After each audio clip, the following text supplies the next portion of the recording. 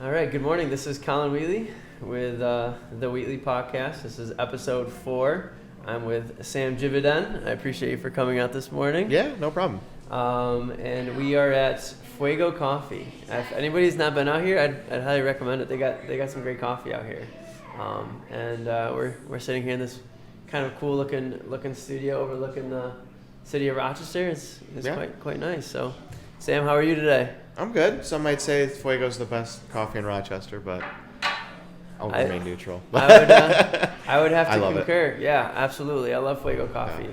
Yeah. If you haven't tried it, you should definitely check it out. So, yeah. Sam, I appreciate you for coming out this morning. Sure. I feel like not many people would feel like being up an early Saturday morning to start to go on a podcast. So I appreciate you for it. Yeah, I'm usually up anyway. It's for some reason. Okay, well, for an early riser, that's good. I've not been. I wouldn't say I'm an early riser, but I've got 2 dogs, and they tend to wake me up. So it's. Oh, okay. I'm up regardless. Okay, cool. What kind of dogs are they? Golden retrievers. Oh, yeah. Excellent. Retriever dogs. Yeah. Beautiful. Yeah, they're great. Beautiful. So, tell us a little about yourself. So, my name's Sam Jividen. I'm founder of shoplocally.com. Replace the Y with an I. It's a online marketplace to help find like cool products and stuff sold by local artists and businesses. And I guess that's what I'm working on right now. I've also lived in Rochester myself for about 8 years or so now. Moved here from college. I guess if we want to go back, I started...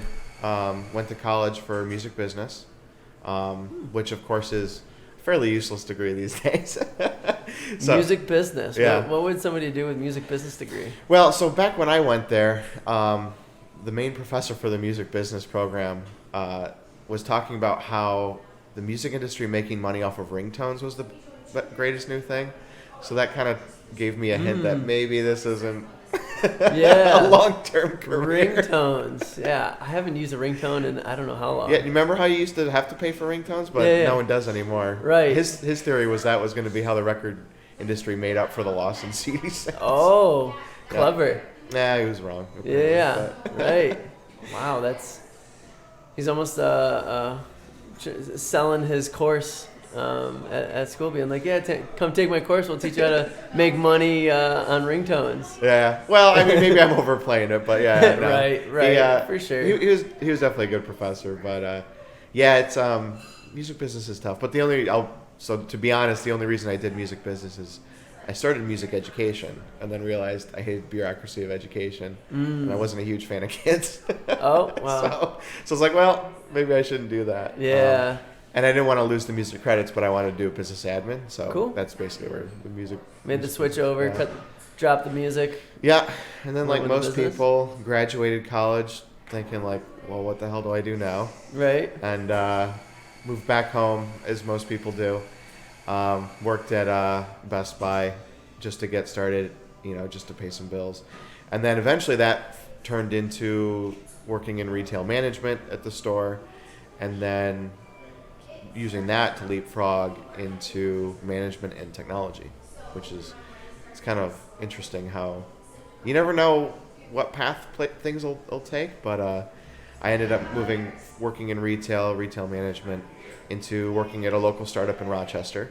At the time, it was a startup, M5 Networks, and then eventually they got purchased shortly after I joined by ShoreTel. And anyone else who knows the telecom industry knows that they didn't stay ShoreTel for long. Then they got bought at some point. Wow. So MyTel, if anyone's wanting to track that lineage.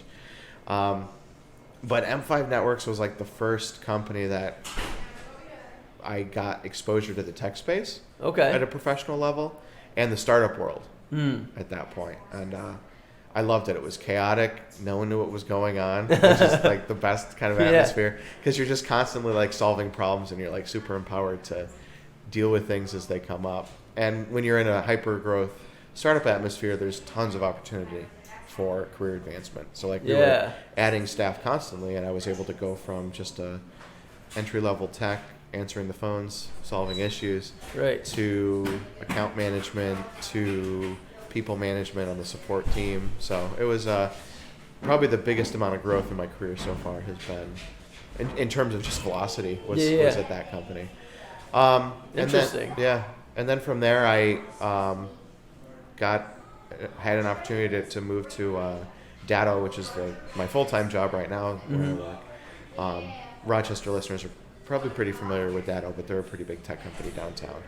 And when I started, I was employee 635 or something like that, and now it's a 1,500 person company. So oh wow, it's huge amount of growth over the last 2 years.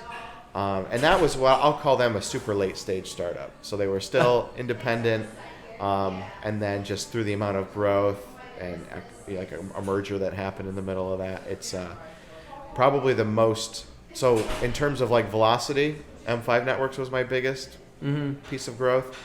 In terms of development and refining my skills, Datto's been the biggest influence in terms of my management skills. Yeah. So in amongst all of that, last year I decided, hey, I'm not busy enough apparently, so let's start a business, try my own entrepreneurial pursuit. And I would definitely say working in startups and getting to know the founders of those organizations were a big inspiration for what I wanted to do. And also, like, some people idolize sports stars, some people idolize movie stars. I don't really remember names for people who's in movies, but my idols were always, the entrepreneurs. So like Steve Jobs, Bill Gates, Elon Musk, like those are always the people whose stories that I always found the most interesting. Yeah. So I've always had that kind of mindset of building businesses and building companies, and being part of startups is important. Yeah. And before actually starting my own, I always just knew that I wanted to work in smaller startup atmospheres, just because it's chaotic, it's insane, it's fun. But a lot of things that are going on. Yeah. But now it's I figure it's my turn to try and do the same. And it's fun. It's a lot of work for very little reward at first, but as long as you enjoy and love doing it, like it's been probably one of the most profound decisions, and hopefully it ends up that way. Pays off, right? But yeah, it's been an insane, cool learning opportunity, and being able to be immersed within the Rochester community here. Yeah. Whether it be the startup incubator NextCore, or talking with people like you on this podcast, building these networks has been super, super helpful. Yeah. And I feel like in Rochester too, that the networking community, the business community, I'm not necessarily too sure about the startup community, but there's a lot that's going on up in Rochester, and so definitely glad that you're here. Glad to have you. I mean, the startup community is definitely on the growth side here. With organizations like NextCore, there's a few other incubators in town. The rise of co-working spaces, just as general. Yeah. It really helps build an atmosphere for it here, and we've just got tons of talent too, like RIT, U of R, like the people that got left behind from Xerox and Kodak. Like these are all brilliant people that they're just not going to sit there and be idle. So there's an insane amount, and the diversity, I would say, of startups is insane. Just at NextCore, like you've got a lot of people in the software space like me, and e-commerce, but you've also got a lot of people in hard tech, so medical devices, hardware. Yeah, actually, I've prototyping. met a couple. Yeah, which is amazing. So it's great, and for anyone who's kind of looking to get into or thinking about starting their own businesses, find those support networks. If there's one thing I kind of regret not doing earlier on, was finding those local support networks and joining up with NextCore earlier. There's a lot of stuff online, and it's been immensely helpful, but having a face-to-face interaction is super, super important. Yeah, what would you look for, knowing now, what would you look for in a support network? So, if you're just getting started, as cheap as possible. Don't necessarily pay $900 for a co-working space just to find some networking opportunity. Right. Because that early stages, that's not really worth it. But find something purpose-built for early stage startups, whether that be a coffee set, like just going to a coffee house and having a round table with founders, Absolutely. to monthly meetups, to a more formal, incubator setting, which is kind of where I'm at right now with NextCore. Yeah. And a lot of the incubators, for example, NextCore, it's $100 a month to join as an associate member, and you get access to some hot desks, a facility. You can rent conference rooms, but importantly, you get access to the community that's there, and the resources, and entrepreneurs and residents to sit down and have a conversation about what you're struggling with, and they can hold you accountable to it.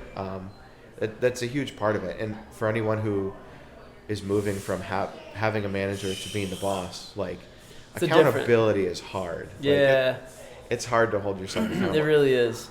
Especially if you want to grow and do a million different things. Like, you lose focus easily on what's actually important. True. And having someone to hold your feet to the fire, like, no, revenue's the most important thing. Don't worry about like creating these extra logos. Not that I'm not indulging in the creative side of it, but really just focusing and having that, like, this is what I'm really going to focus on this week or this next month or whatever. Telling someone that's what you're going to do then means you've committed to it, and now next time they talk to you, they can hold you accountable to, did you do X? Right. Oh no, I got sidetracked. Well, you don't want to make an excuse as to why you didn't do it, so then you just do it. Right. So Yeah. So in your experience, have you found that those support networks have been like family, friends, local businesses? I'm sure you probably established a ton of relationships with other businesses in NextCore startup community. Yeah. But who would you say like has worked best for you? Early on, I mean, the first step is always friends and family. You kind of talk to friends and family about an idea just to see if it's viable or just a spitball. And I would word of caution to anyone: don't rely on friends and family to validate an idea, because they will always be nice and tell you it's a great idea and that it's going to work perfect. And then you build it and no one cares. Not that I've experienced. Yeah. Of course, everyone's experienced that. So It happens to the best. you want to use them as a sounding board to create and evolve your idea and get that first bit of inspiration, but don't use them as a barometer for success. Then I would, look at, as soon as you can, find that local community of strangers. Yeah. Who will soon become not strangers. Right. But find It's that like a local network group. of some sort. Yeah, some sort of, whether it be a founders roundtable or a incubator or whatever it is. Try and find something local. If you can't find something local, or it just doesn't make sense, there's so many resources online. Right. In particular, the startup world, I'd have to highly recommend. There's probably one of the country's biggest incubators out in California, Y Combinator. They have a free program called Startup School, and it runs twice a year, and it's basically a online course, for a better term. Okay. That's free to join, and you go on there, and there's weekly video lectures, basically. Sometimes they'll also pair those with an AMA, like a live AMA on YouTube. What's an AMA? Ask Me Anything. Oh, okay. Yeah. So a question and answer session with some of the instructors there, and there's a forum so you can talk to other founders who are doing similar things, and weekly video calls and they'll randomly set you up with other founders to talk about your business product and really just hone in. Like, you start everyone by doing that elevator pitch. Yeah. Like, here's the 5-second thing that I do. So if someone's interested in the startup world, definitely have to recommend Y Combinator. It's also important to recognize, if you're starting a business, to understand what the difference is between a startup and just like a local business is. Okay. I say that because Y Combinator would not be good for a local business, because they are focused on hyper growth and finding product market fit as fast as possible at a national scale. Well, not necessarily at a national scale, but something that will scale nationally. Versus a local business, you have to be able to maintain some level of margins and profit, Right. to maintain and grow. Startups aren't necessarily like that, because there's potential for a lot of that volatility volatility. You usually do not make a profit for a while, especially in the tech space. And there's also venture capital on that side of things too. So the outlook is different. So I know you've probably got an audience of people that are either local businesses or startups. So I think it's important to kind of make that distinction. Yeah. Figure out what you want to do. And if you're looking to do a local business, that's incredible. And you should find the resources that make sense for that. Yeah. If you're doing a startup, that's incredible too. Make sure you find the resources that cater to that. Yeah, and just from listening to you, it sounds like, I mean, you have incredible experience, especially in the startup world, in the tech world, which is a really nice thing where your beginnings were almost through borrowed experience almost, where when you were over at, was it MP5? M5 Networks. M5 Networks, and then by going to data and learning through other people's experiences, kind of like going through the gauntlet and being as a startup or as like a employee starting off and kind of going through the ranks and kind of getting your feet wet on what that's like, and then being able to then venture off and do your own things. Yeah. I'm sure there was probably a lot of trial and error sure. through that, but what might be some of your biggest takeaways, or what would you say for somebody who's just getting started, maybe wanting to have a startup, and what should they do, or maybe what they should look out for getting their idea from turning it from just an idea to actually getting started? Yeah, so I think to your point on, I think that's how most people get started. They're either exposed to or involved in something that they grow to enjoy. Mm-hmm. So in my case, it was working in tech and working in the startup world. I think for people that are looking to get started is first acknowledge that that's definitely an insane thing to do. But the world needs insane people. Yeah. I don't understand technology very well. I know how to use it, but the backstory to it is beyond me. Well, and so take a startup and add the tech, and then also add the business acumen that's required, and then everything else that goes into growing as fast as possible. But yeah, it's definitely not for everybody, and that's why you don't see a million people trying to build businesses. Most people are happy going to their job, being productive, advancing a career through the traditional path. And I think that's fantastic. But there are some people who are just insane enough that want to build something. So to get started, I mean, you have to have a problem, and then you have finding an issue, yeah, and you have to have a solution or an idea for a solution for that. Mm-hmm. All the better if it's a problem that you personally experience. And if you look at kind of the resources and see the different stories and look at what startups fail, what's no, the ones created by people who actually personally experience the problem tend to have the first-hand higher success experience. rate. Yeah. Because then you also have to ask yourself, what makes me different than anyone else? Like, what unique insight do I have? Right. It doesn't have to be profound. Like, I'm not sitting here saying I have profound insight into the e-commerce world. Right. But you have to have some sort of an idea, some sort of reason why you're a more niche or qualified. solution to that issue. Exactly.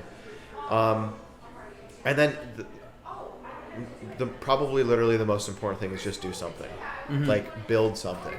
Right. And build something so basic that Simple. it's almost embarrassing, but it's great because you can get it out in 5 minutes. Right. Or not 5 minutes literally, but very quickly.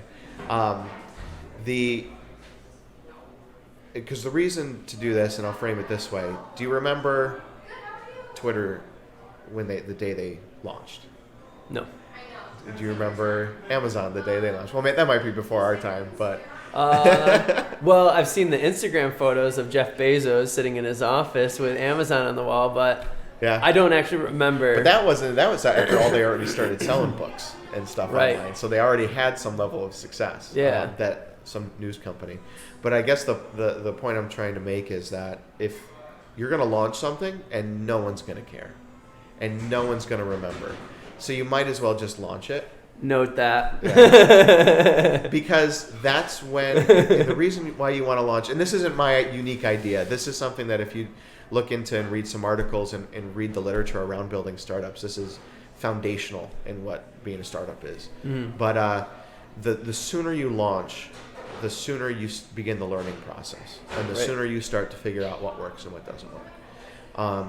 Because when I started, Shop Locally and launched it, I had no e-commerce experience. I had retail management experience, and I had technology experience, but I didn't know how to market. I didn't know how to manage a website, how to properly launch and code into production or changes and all that kind of stuff. Like, so there's a million things that you're not going to know how to do. And I don't know how to most effect, and I'll say this with certainty, I don't know right now the most effective way to reach the customers that I want to reach. Because that's ongoing for any early stage startup. Like, you're not going to know how to do it, but I know a lot more than I knew last week, and I know a lot more than I knew 2 weeks ago. Right. For me too, what I've been finding is that for growing business, one of the best ways of marketing, or the most that's going to have the most what's the word I'm looking for?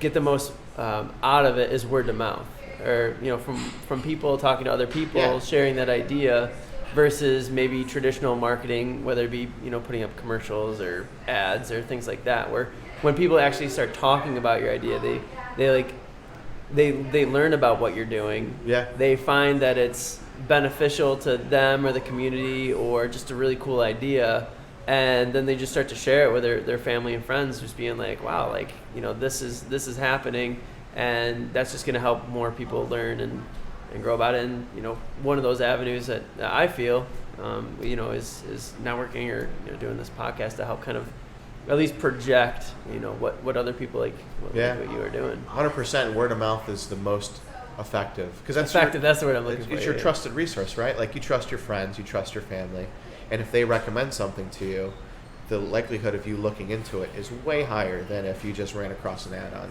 Instagram. Right. Like, there's a certain percentage of you show an ad to 1,000 people, one person might click it. Right.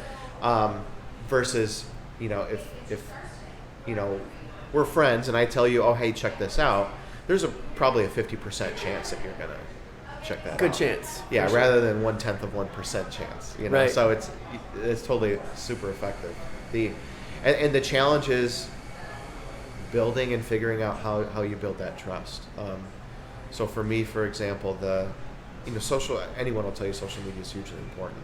Mm-hmm. And I'm very early into my social media marketing career, I could say at this point, but I've been doing it solidly for, that's something that I've focused on for the month of February and the latter half of January, was really working to build an audience and working to build some sort of social media presence to get things out there. Yeah.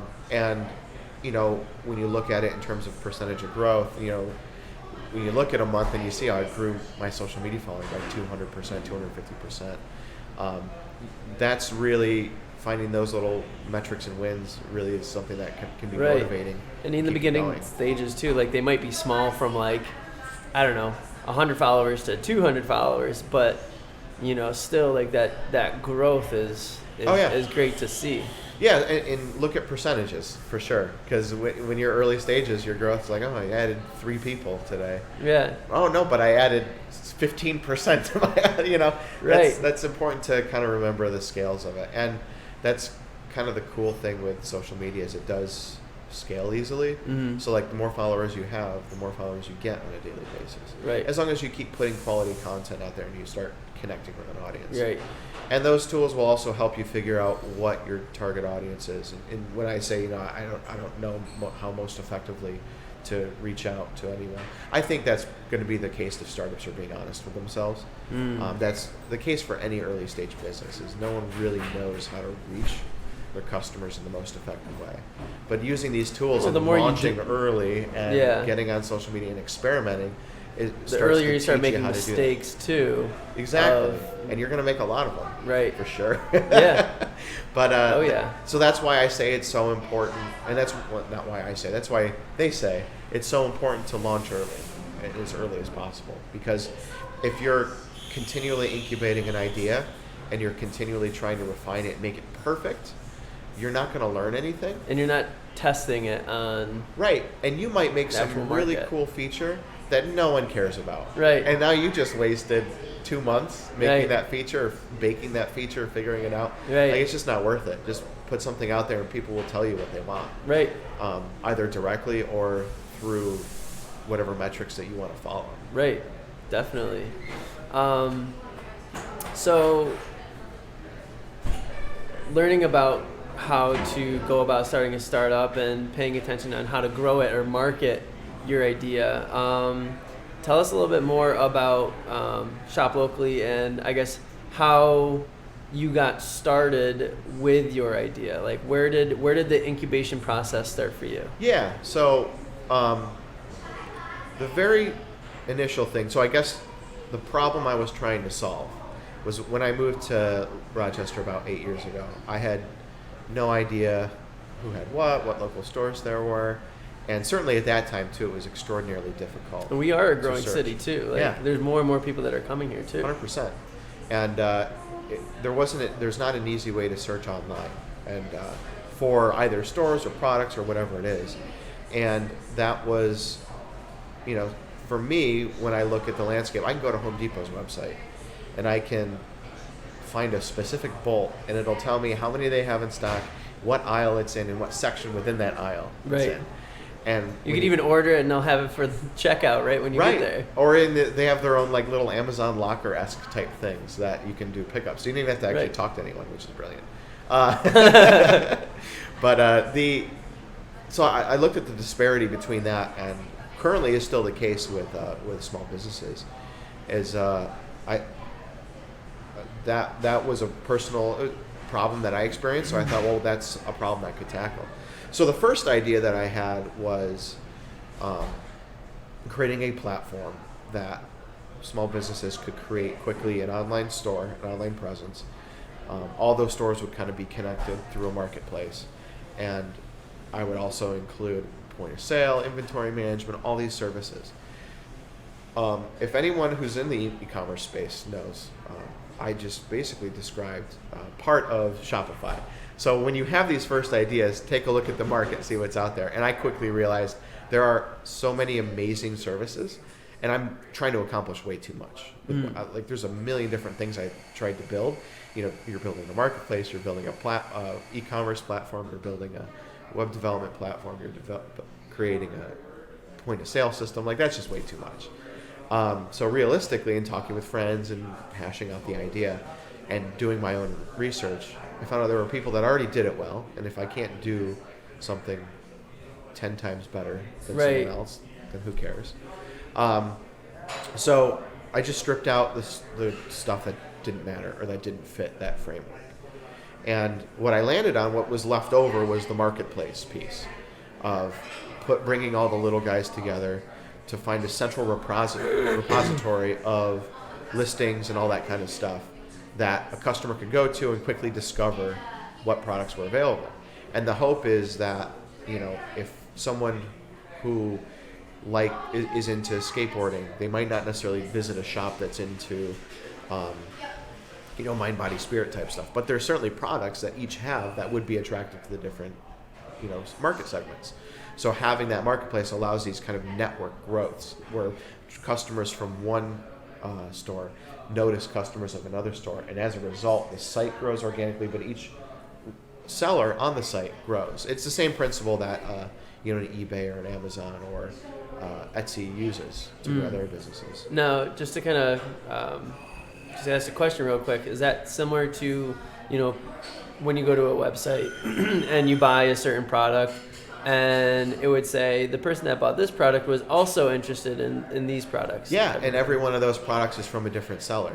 Mm-hmm. So because you went to visit specifically for X, you're being presented options for Y, X, Y, Z, like all kinds of different And stuff. then this isn't just for companies who are like on Amazon or eBay. These are for actual local companies too. Yeah, so it'll help connect you with new businesses or new products or new things that are available that people are looking into, which I think that's pretty cool. And for me, that's kind of that 10x factor, in my theory anyway. That's what's really different about what I'm doing versus what's already out there, because there are marketplaces. but there's no online marketplace or online platform that still maintains a community focus. And when you're talking about local artists and local businesses, that community focus is what's led to their success so far. And thus far, it hasn't translated well online. And from a consumer perspective, there isn't a place that I can go if I really just want to focus on either the local community or find stuff that's unique or immediately available, you know, in my area. Yeah. So I think that's where an Amazon or an eBay or an Etsy They fails. fall off. Yeah, they fall off for local retailers and businesses and artists, because there isn't a mechanism to do like a same day pickup or same day delivery, or there isn't that connection of the personality behind the store or that sense of community. So that's really ultimately what I'm trying to build is a marketplace that maintains its sense of community, that is a part of the local community. And I'm not focused on, you know, selling Rochester goods across the entire country. It's certainly a capability that either I can do now or in the future. But really the focus is selling what's in Rochester. Yeah, sell local, buy local. And there's a lot of interest in general in a lot of that stuff. So getting started, it was literally just talking through that idea and launching an initial website. And the launch, I launched it. So idea started in, say, April of 2019. First started working on that in earnest. And then I launched in October, the website initially. And looking back, I should have, it certainly isn't a very quick turnaround, but it would have been much quicker. So if I did one thing different, I would have launched sooner. Just to begin that learning process early. Because, like I said, I launched and no one cared. But I launched with some woodworking products that a friend made and some stuff that I had 3D printed. But it was a proof of concept to take and to show different retailers and stuff, this is what I'm building, and this is what we have. And it was a platform that was immediately available. So, you know, launching a marketplace where the only two sellers are yourself and a buddy. Yeah. Like, that's not very glamorous, but that's the way these businesses get started. So for anyone who's thinking about launching something or building something, just what's the absolute bare minimum you can put out there just to start the learning process. Right. It doesn't have to be crazy. It doesn't have to be very complex. Just get something out there. Right. And then that way too, then you get a feel for what the market is looking for or what the market isn't looking for. Yes. And then just by continuously focusing on the things that people are interested in or looking into or buying, then you can just focus on that. And then also too, as you're talking, I was kind of thinking too that you know, with your business as well, that the more businesses that are participating through this site is just going to help local businesses. It's going to help the consumer be connected to more products that are available in the community, and that's just going to help grow the network of people that are buying and help one business help another. Yeah, for sure. And the cool thing about that I've learned so far is, you know, when you launch, I get to understand the needs of the people that I'm trying to sell to. And marketplaces are hard because I'm talking to two different, you know, you've got the vendors, the supply side, and you've got the seller, the buyers, the actual demand side of the equation. And it's a chicken and the egg type situation. No one's going to come to the site if you don't have inventory, and people aren't going to want to put their inventory on there because no one's coming. So you have to get creative and figure out ways to incentivize people to join up. And for me, it was like zero risk. Like, I'll just do most of the legwork myself. It doesn't cost you anything to put your stuff up on there. And I'll only make money if you sell something. So that's removed a whole piece of friction to do it that way and approach my business model from that perspective. But as time went on, in talking with more and more people and doing what are called user interviews, basically talking to potential people that would be interested or customers or existing customers to learn what works and what doesn't work, I started to understand a little bit more about what my target needs to be, because just saying small businesses on the site, it's difficult to talk to people, and this is something that I'm in process of right now. And taking a look and pivoting a bit to more address the markets and the people that have been easy to bring into it. So what I mean by that is focusing on the low-hanging fruit almost. Yes, exactly. So right now for me, that's artists. I've had incredible growth in a number of vendors that have joined up organically through word of mouth through artists. So one of my early retail partners that I brought on, Mythic Treasures, she mentioned the store to some people that she knew in the art community. And they kind of have like a festival at Village Gate it's called Second Saturday. And oh, wait, yeah, I'm familiar with it. yeah, so she mentioned it to some of the people. She puts that on, and she mentioned that to some of those people. And I had a couple folks reach out to me as a result of that. One person reached out, was interested in joining and selling. And then another, and then someone else referred for a fourth, and then going to Second Saturday myself, I talked to it. So it's been much easier, and it's been much more organic versus with the retailers. It's been great, and the response has been positive and above what the response rate you would typically see in this type of industry in terms of like just responding to someone's cold email. Right. But the experience of bringing on artists has been much lower investment in terms of time and a little more organic. So that's something that for me I've noticed these past 2 months and something that I'm going to be heavily focusing on. So in addition to like the local businesses, the artist piece is going to probably become, if I were to have a crystal ball in front of me, that might end up being the biggest start. Like with kind of Jeff Bezos, where he saw online that with commerce people were buying and selling books. Yeah. More so. So what he did is, Amazon, when it first started out, it was just solely selling and buying books. Just books, yeah. And from having that one niche, then he was then, obviously able to, now he's selling groceries, And the funny thing is as it turns out, a lot of the artists that have come on, I inadvertently have been solving some problems for them. One, not having the listing fee makes it a low barrier to entry. But two, like, if you want to sell on Etsy right now, Etsy is so insanely popular at a national scale. It's incredibly saturated with sellers. And it's very difficult to get started and to get noticed on there.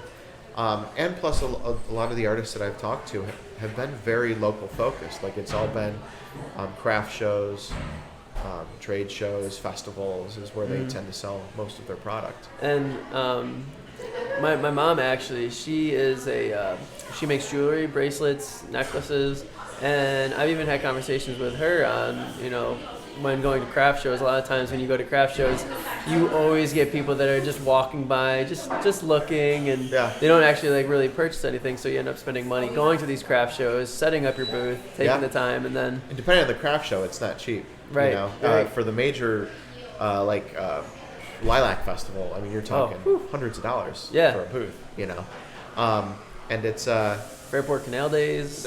Maybe that's a nice thing about online is for a seller, they don't have to see all the people walking by and not buying anything. Right. I do when I look at the site stats, but they don't have to worry about it. It's kind of funny that you mentioned that, but well, it's not necessarily requiring your time to be selling too. Yeah. Like you would just have it on there, and people could be buying it at 1:00 in the morning, and you're not sitting there selling it to them. It's just something they purchase online. And the benefit for the artist is that I'm taking care of the logistics, so the same day delivery, or pickup. I'm partnering with the local retailers to serve as pickup locations. Sue at Mythic Treasures has been fantastic in allowing the artist to basically either use her store as that pickup location, so that there's a safe place where they can do that meetup, where the customer can go pick it up conveniently and take it home, versus like having to like do the Craigslist style, let's coordinate and find a location that's hopefully well lit and not too late.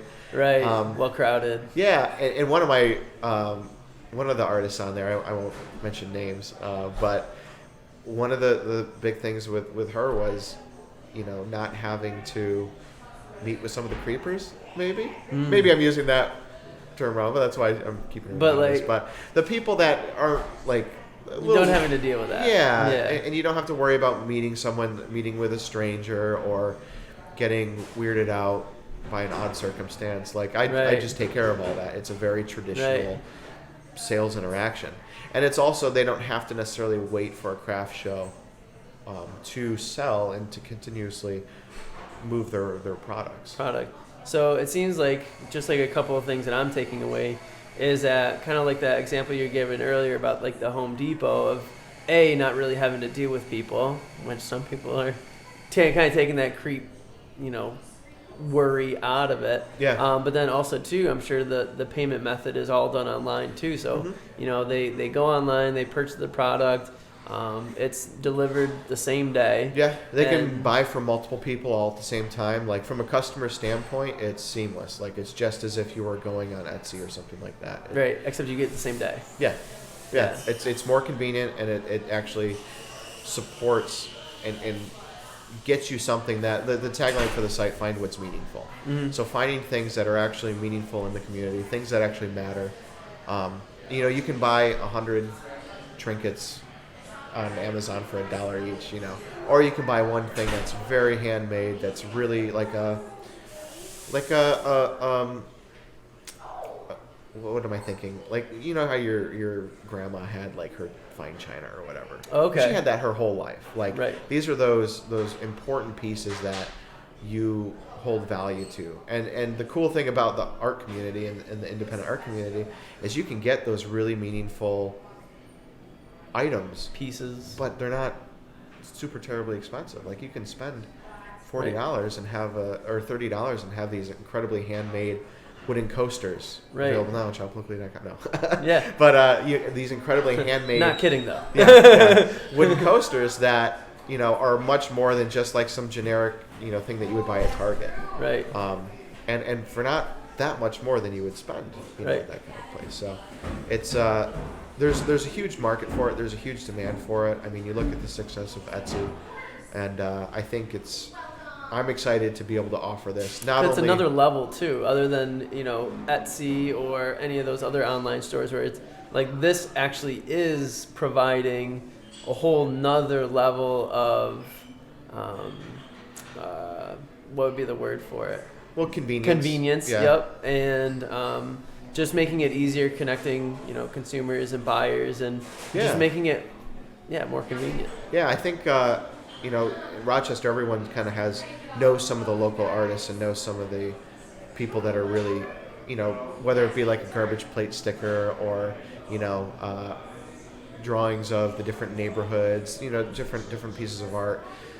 I think we can all agree that when you find something like that is directly related to your community and who you are and where you live, that really matters. So I think from a customer standpoint, being able to easily find that kind of stuff, being able to quickly find what matters is going to be extremely important and Right. motivating. But I also want to combine that with the convenience of like, just as if you're going on Amazon, actually even better than Amazon because they're 2 days or next day or whatever it is. Right. Like we'll get it to you. That Yeah, same and then day. by the time you get the box, it's all crumpled up and Yeah. you don't know what happened to it. Yeah. So I mean, worst case, say you order in the evening or something like that, and shop's already closed up, you'll still get it next day. Like it's as instant gratification as it gets, but it's something that is huge, has a huge impact. And an interesting statistic. So I think a lot of people have probably heard the buying from a retail chain versus buying from like a local store. Oh, and what that does for the local. Yeah, so economy. if you buy from a local store, about $27 of your $100 stays within the community. If you buy for a chain, it's about $14.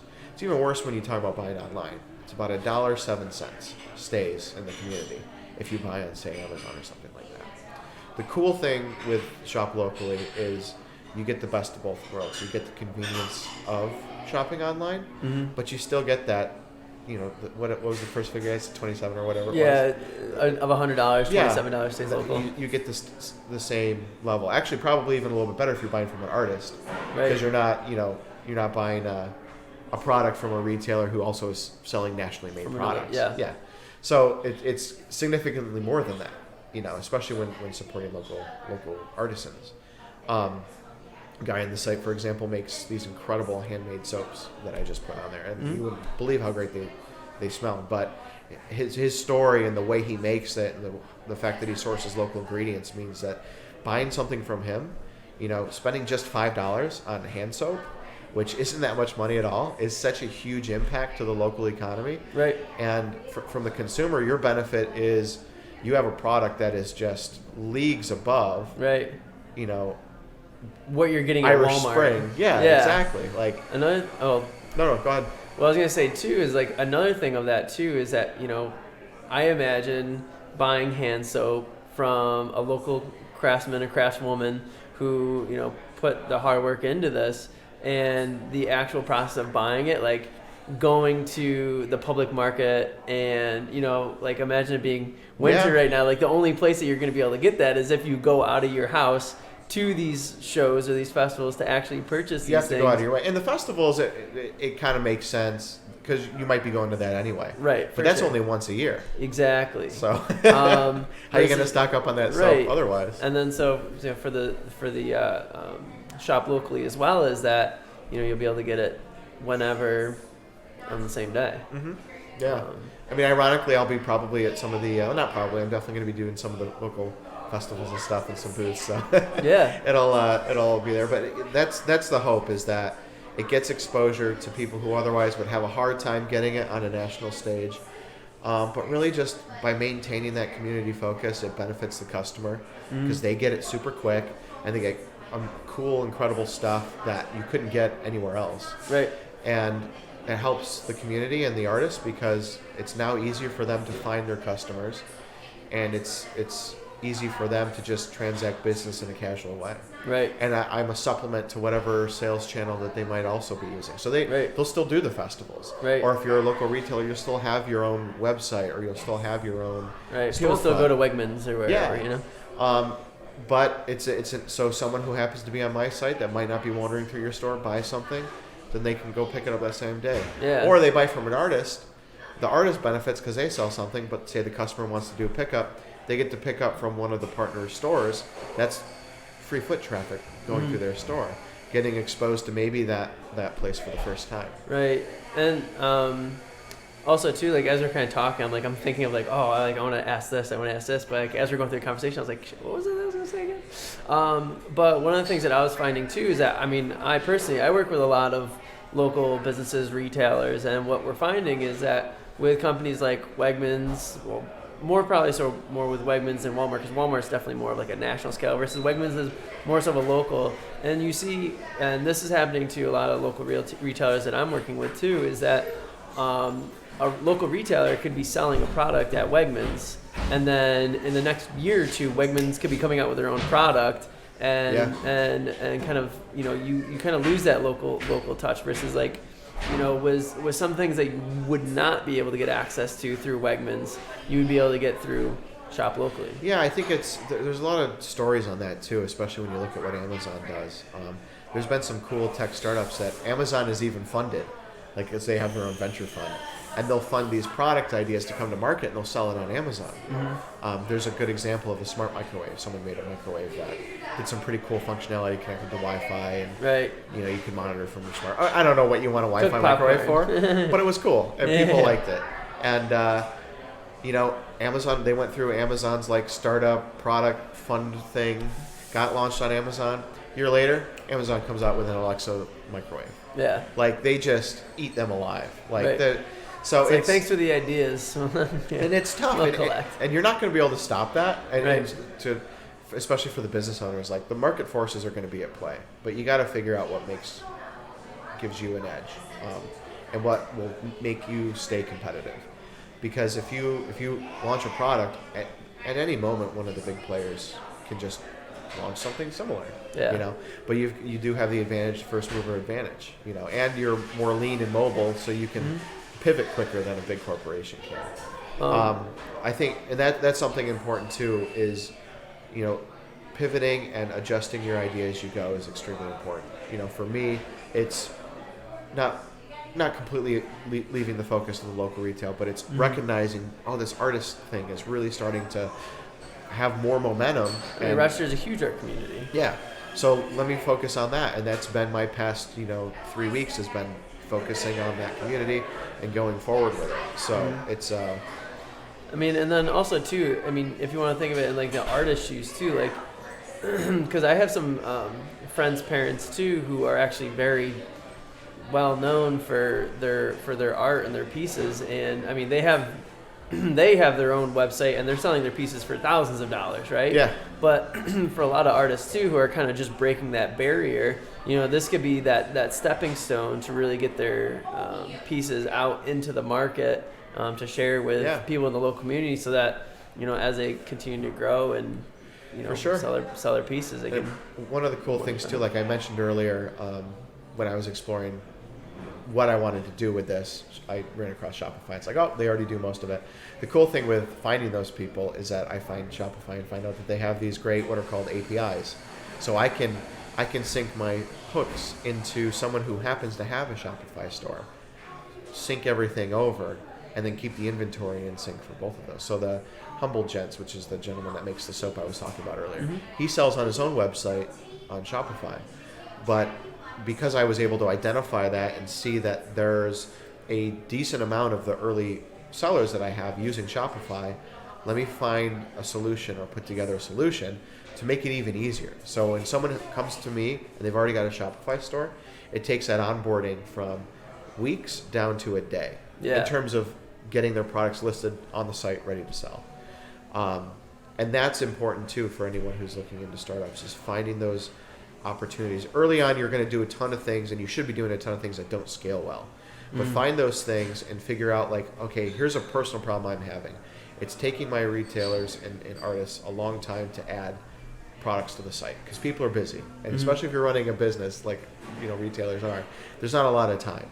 So I have to make that as easy as possible. So, the first vendor that I had that joined the Shopify was Crudco, local skate shop here. Yeah. And the first retailer I had, was adding items as they could go. So in a matter of a month, they had gotten 4 items, about 1 a week, which is good. I mean, they're busy, so they're also taking time out of their day to get it done. Because I was able to sync everything that Crudco had already done on their Shopify site, they had 300 items in 2 days. Onboarded. Yeah, in terms of the number and the quantity of products that are available on the site. So when you're talking a month for 4 versus 300 for 2, like that's hugely impactful. So that's what I mean when you launch early. When I launched, I didn't have that. It was always handmade. I could have waited and waited until I synced with every single major inventory and point of sale platform out on the market, and I could have launched 2 years down the road with no money and no customers. Maybe 2 years and later. Half of those sync systems no one might not even use, so why would I even waste time? But now that I know that I've got someone who uses this and I have a concrete benefit of this is going to improve my business by doing X, by adding 300 new products almost instantaneously, same day. To another store almost. Yeah, exactly. And keeping those inventories in sync, so if he sells out in his shop, I'm also automatically sold out on mine, so I avoid customer disappointment of something not being updated Which is correctly. Huge. Yeah. Absolutely. Customer satisfaction is the key. So when I say launch early and experiment, that's a real world example of identifying something, and if I would have waited, I wouldn't have known what system to sync with. But identifying that and seeing that immediate benefit allowed me to really focus in on what's important.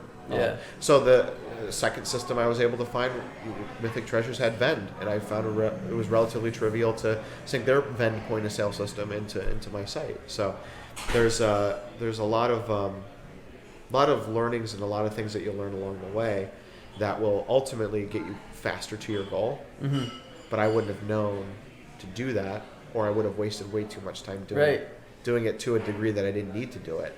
If I had waited to launch. Yeah, and I'm sure too that as you were creating your idea of shop locally, and you're having your initial idea, and from your mistakes and the kind of the learning process, there was almost like that.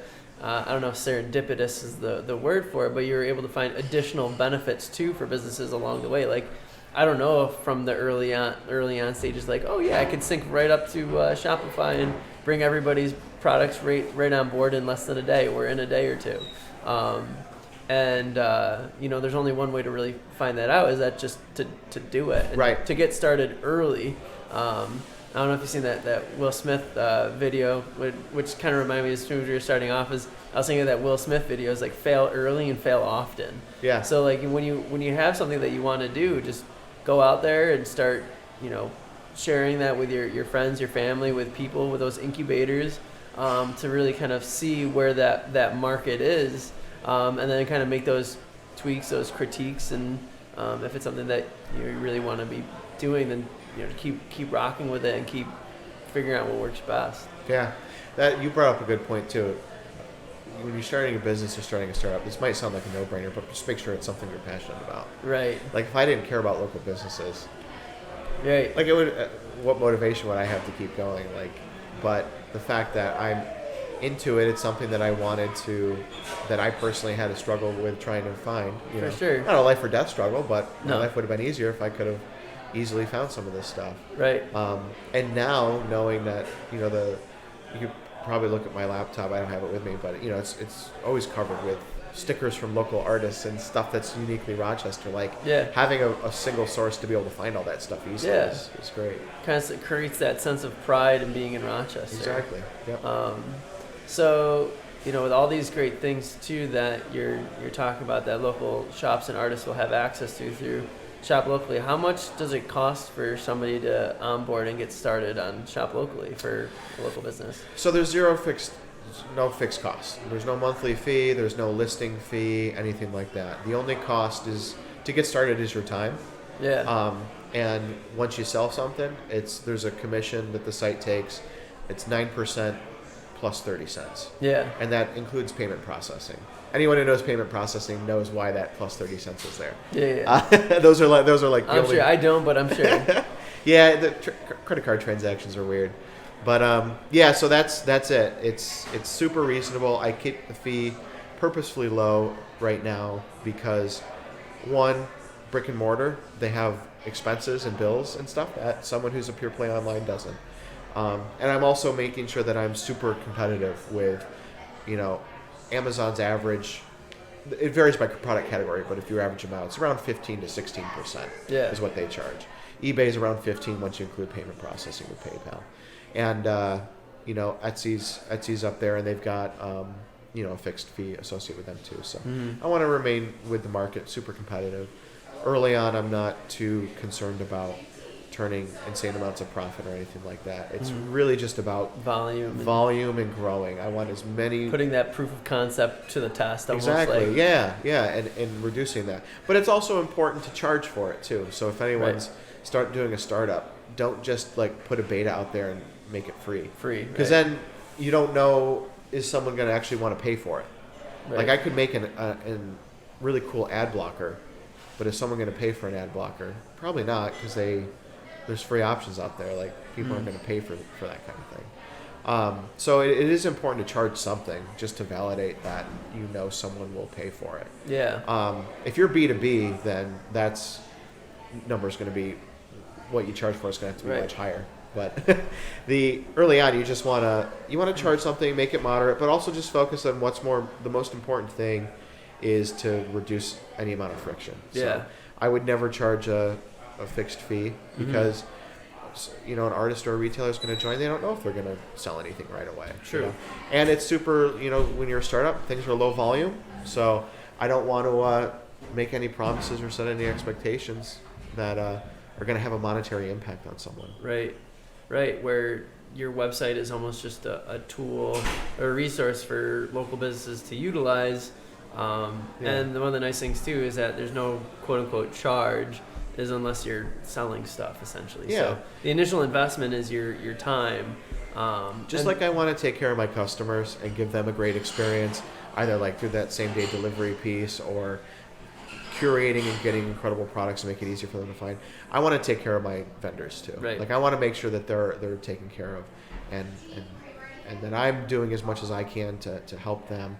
Whether that be me actually pitching in early on and taking pictures and helping them list and going through the products, to sitting side by side with someone and walking them through creating their store. You can go on there right now and create the store yourself. and it's fairly automated. But I'm more, I love sitting side by side with someone and watching them through the process. A couple reasons. One, it's white glove and it's showing you're an early adopter. You deserve this extra attention. Right. But two, selfishly, I get to find out what sucks about what I built. Right.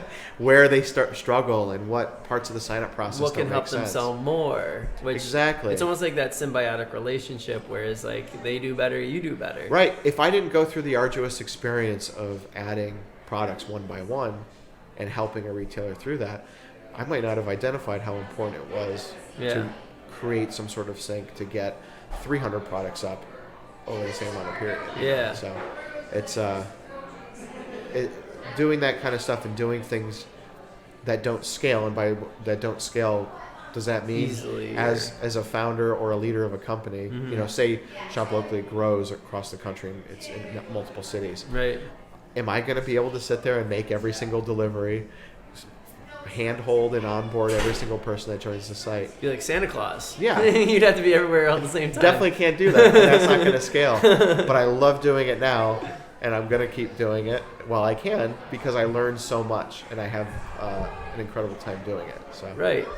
And that's also, too, one of the really nice things of this website actually being started locally here in Rochester is because that you're getting that extra level of service, that extra level of care that you probably wouldn't be getting, like with whether you're a business or a consumer, that you probably wouldn't be getting through Shopify. Like you don't have somebody coming to your shop or your store to help onboard products and get, to kind of do that handhold process all the way through. Sure. Yeah, I mean, a good example too is like something that has a financial impact. In a couple weeks, I'm going to be doing a product photography session, and I'm inviting my vendors, and they're going to bring their products, and I'm bringing a professional photographer in to take pictures. And that's something as a service that, I'm not going to always provide that, but right now I'm providing that for free. Is one, a thank you for joining so early on. But two, it helps me out because now my homepage will have this. So anybody that joins Shop Locally in the next 2 weeks will have. You got a couple. You got a short window, but join up. But yeah, and those pictures will be theirs to use. When is that date, by the way?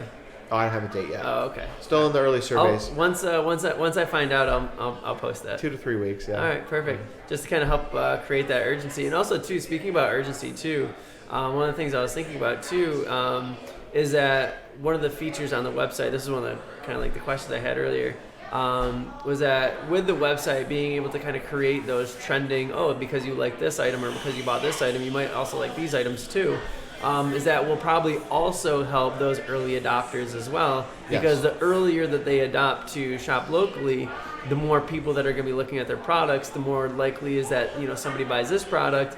Because you were on there first, people probably have bought your product more, so that you'll be one of the top recommendations to somebody else's product, or kind of like intertwine yourself on the website with some of the other products. Yeah, 100%. And there's a lot of different ways customers can sort when they go to the site too. They can sort by review, they can sort by how popular the items are, and people who get on are going to have more they're going to have more reviews, and they're going to have more sales. So that certainly is going to be a benefit. I'm going to have to figure out long term too an effective way for discovery. For someone who's new to the site, who's new to selling on the site, to be able to still have a fighting chance at getting noticed. Because I'm definitely, one of the problems that I'm inadvertently solving for the artists is the Etsy thing of oversaturation. Maybe like a category for new products. Yeah, and the pure nature of the fact that it's still 100% local focus means that you're not competing against 200,000 other sellers on a website. Right. You're competing against California or China or wherever. You're competing against the 15 that I have right now. So the scale is much more doable in terms of getting noticed. And long term, as the site grows, there'll be more and more vendors. So when we're at what does that look like? What does that discovery look like when I've got 100 people, 200 people, 400 people selling in a city on the site? Yeah. So I still need to. It's going to be that chaos you're waiting for. Yeah, I love it. Bring it. But I'll have to figure out. Well, I will figure out, and we'll have an effective way to still maintain that level of discovery for new people, right? New sellers, because it's important. It's important. But certainly, first mover advantage is going to be real, and that's always the case with any sort of new product. Yeah, or website too, with like, with new social media platforms too, like where it was like Twitter, then Instagram, and now TikTok, where the people that are kind of coming on earlier. Have you ever heard of the adoption curve? Nope. So it's basically like a normal distribution, so it's a bell curve of adoption. And the first quarter, it's a small segment of customers. It's about less than 20% of the market is us. And I apologize to anyone who I'm getting those percentages wrong, but it's a rough estimate. Fact check it. Yeah, fact check it.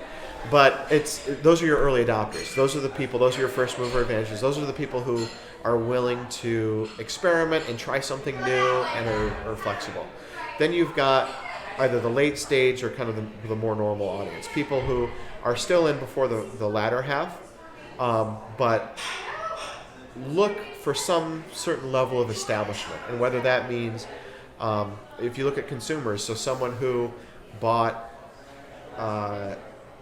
an Audible book early on versus someone who buys an Audible book now or a couple years ago, once that brand name is a little bit more established. But they're still willing to try new things.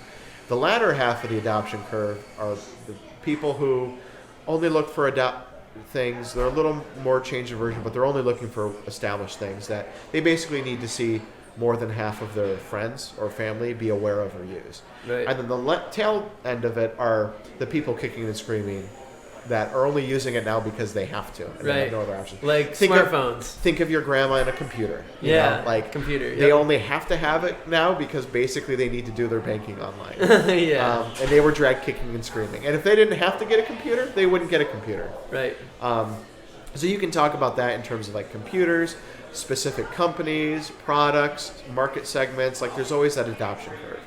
And when you're a startup, you're always looking at that first 15%. What are those first people that are going to be willing to take a risk, but understand that if I move now, I get that first mover advantage? Because if this works and succeeds, then I'm going to succeed equally along with either the company or service or platform. Right. And then also too, then as the kind of the bell curve changes from the first half to the latter half, that just means that there's more people that are utilizing that platform or that product.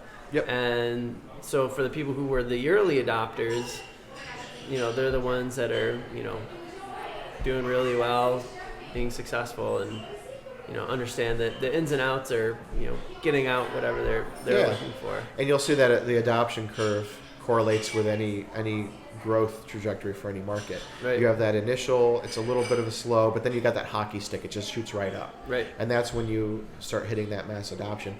And then S-curve is technically, so it shoots up and then it flatlines at the top and then starts to maybe go down at the end. Right. Look at the, if you want to look at an industry like the auto industry, for example, is at the tail end of that.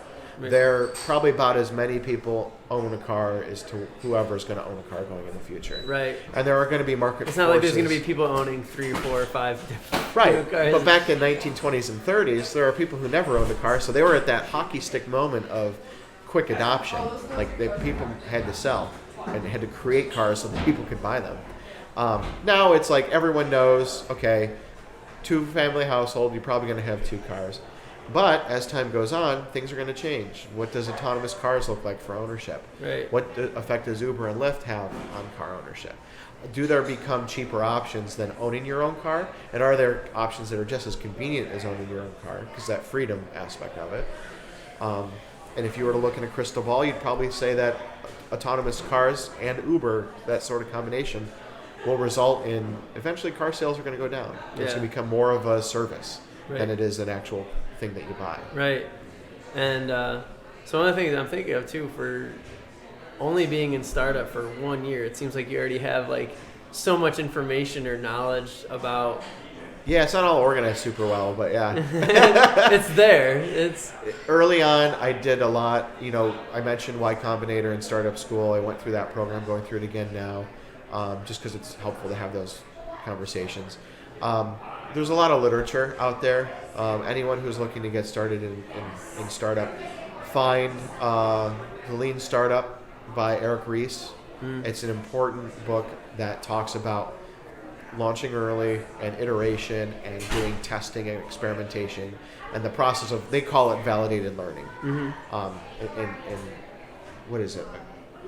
Innovation accounting, which I haven't heard that term before. It's unique to the lean startup method, but it's basically taking, in the absence of financials of an early stage product. This can apply to inside a major corporation too. Like when you're developing something new, you're not going to have financials, like sales financials, to rely on if it's successful or not.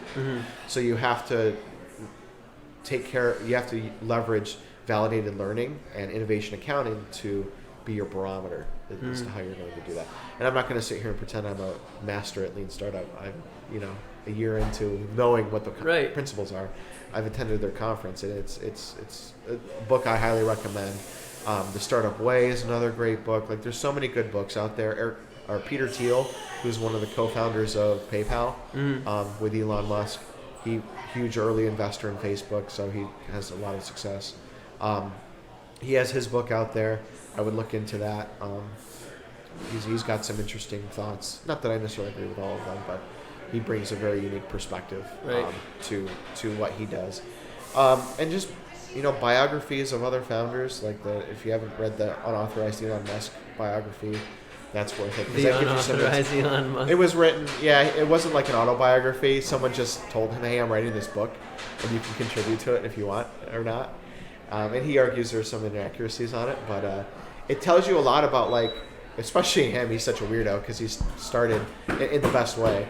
PayPal, X.com. He has such an interesting story. Zip2, which was maps, like MapQuest. Google Maps before Google Maps was a thing. Like, it's SpaceX, Neuralink, Tesla, right? Solar Boring City Company, Hyperloop. Yeah.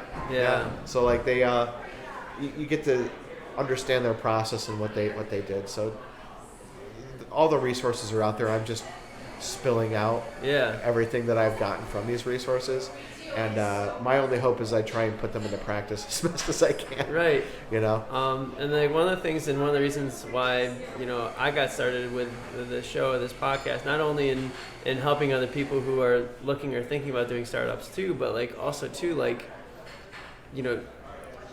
you have created an amazing idea that found that niche, that found that missing link, that found that problem potentially that has a solution to it. And there's several other people who can find other solutions to other ideas too, and a lot of them are dealing with a startup in the tech world. So I'm just kind of like baffled and just like the information, like how much information that you've learned or gathered throughout the past year on doing the startup courses and starting through the forums and things. And that's a little more difficult when you're in a market like Rochester. We have amazing resources, don't get me wrong, so I'm not discounting anything that I've said before. But a lot of, when you look at the startup world, especially in the tech world, you look at Silicon Valley. Like, that's born and bred. They have all this stuff. Now, we have to work for it a little bit more up here in Rochester. Yeah. We have to find that knowledge, we have to find that network, and we have to build stuff. Right, we don't just have billionaires floating around with... Yeah, and I'm not saying it's because cost of living out there, and it's still hard. Like, it's still the same level of success out there. But it's the access to resources and stuff is so much greater in a city like that. But we're in the digital age. We have, whether it be online seminars, forums, books, and now in small cities like Rochester, you have, incubators and founders groups, and you're seeing more and more activity. You're really seeing the democratization of startups. Yeah. And it's no longer necessarily completely hoarded by Silicon Valley. Right. Or like venture capitalists, and like only certain people can get started. Yeah. Like you have to know, you don't need to necessarily know people to know people to get in. Whereas like if you have an idea and you want to take that, the inception of that idea and create that proof of concept of building that business model, anybody can pretty much get started. Yeah. It's just finding the right information and started putting it into practice and holding yourself accountable. And that's the empowering thing about tech too, is it scales. Like, and it doesn't really matter where you are. You can still build something digitally and then put out there in the web to share. You know, it just so happens that my thing that I'm building still maintains a community focus. But I'm still focused on building something that once I figure it out and find some product market fit here in Rochester, we'll copy, paste, make adjustments, and add it to other cities. So it's a scalable business model. Yeah, that'd be amazing. But it's still something that, in its inception, in each individual community remains community focused. Right. Where can people find you? So you can go to shoplocally.com, replace the Y with an I, so locally with an I, is the site. You can go on there, check out all the products and stuff. You can find me on Facebook, Shop Locally, all one word, Twitter, Shop Locally, all one word, and Instagram is the only different one. That's shop.locally. Yeah, you can find me on there.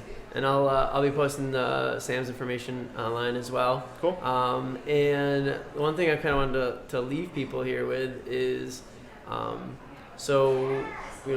what is your vision, or what impact do you want to leave on the world by creating Shop Locally, or maybe even past that? Yeah, the impact that I really want to have is help local commerce find itself in a digital age.